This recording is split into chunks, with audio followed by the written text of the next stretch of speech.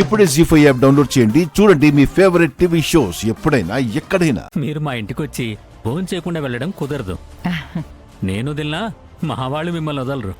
మీరు భోంచేసి వెళ్తే మాకు తృప్తిగా ఉంటుంది మేడం. సరే మీ ఇష్టం. Please come. రండి. పదండి.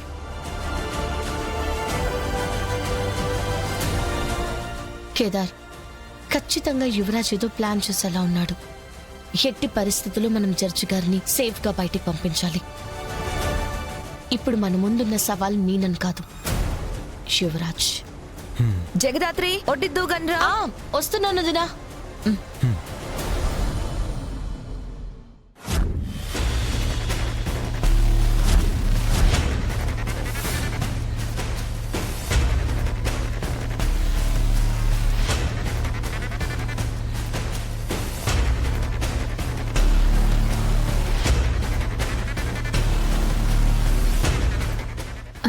నువ్వు కిచెన్లో ఏం చేస్తున్నావు యువరాజ్?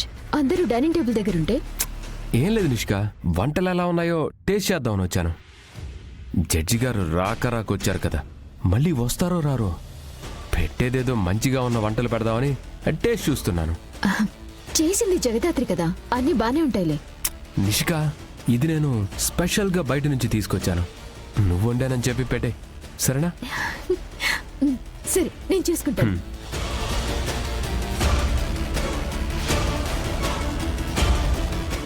సుధాకర్, మీరు కూడా తినండి. మేం కూడా తింటే మీతో మాట్లాడేదెవరు? మీరు తింటూ ఉండండి, మేం మాట్లాడుతూ ఉంటాం. మాకున్నది ఇంకొంచెం సమయమే కదా భారతి గారు.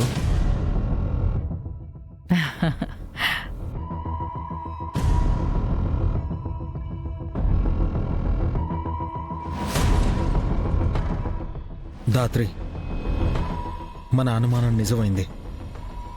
యువరాజ్ తన ప్లాన్ని ఎగ్జిక్యూట్ చేశాడు. నిషిక తీసుకొచ్చిన పప్పులో ఏదో కలిపాడు.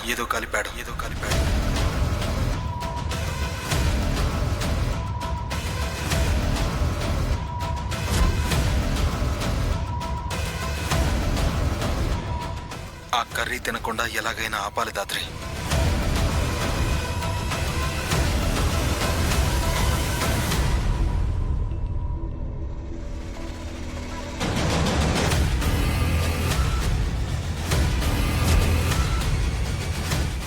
ఇప్పటికే చాలా తప్పులు చేశావు.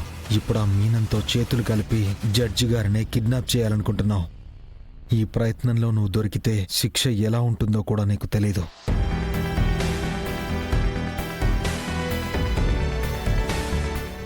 మేడం, ఇక్కడ మిమ్మల్ని కిడ్నాప్ చేయడానికి ప్లాన్ చేశారు.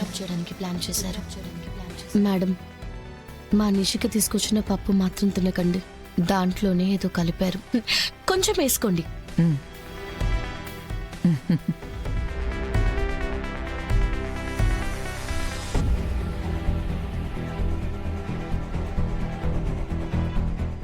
చాలా బాగున్నాయమ్మా. థ్యాంక్స్ అండి.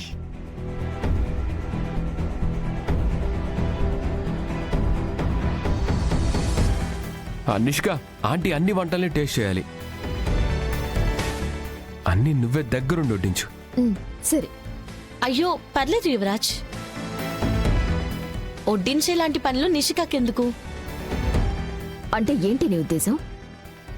నా చేతులతో వడ్డిస్తే టేస్ట్ ఏమైనా మారిపోతుందా? అలా అని నేనెప్పుడన్నాను? అయితే నేనే వడ్డిస్తాను. జీ5 యాప్ డౌన్లోడ్ చేసి అన్ని ఎపిసోడ్స్ పూర్తి ఉచితంగా చూడండి.